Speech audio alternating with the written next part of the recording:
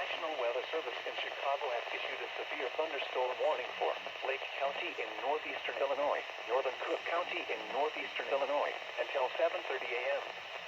At 6:54 a.m., a severe thunderstorm was located over East Dundee, or near Elgin, moving east at 55 miles per hour.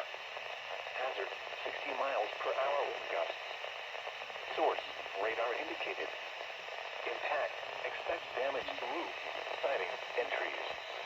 Locations impacted include Chicago, Elgin, Waukegan, Arlington Heights, Evanston, Schaumburg, Palatine, Skokie, Des Plaines, Mount Prospect, Hoffman Estates, Glenview, Buffalo Grove, Bartlett, Streamwood, Hanover Park, Wheeling, Park Ridge, Northbrook, and Elk Grove Village.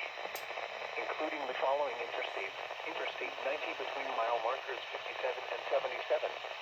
Interstate 94 between mile markers 8 and 40. Interstate 290 between mile markers 1 and 4. Interstate 294 between mile markers 8 and 40.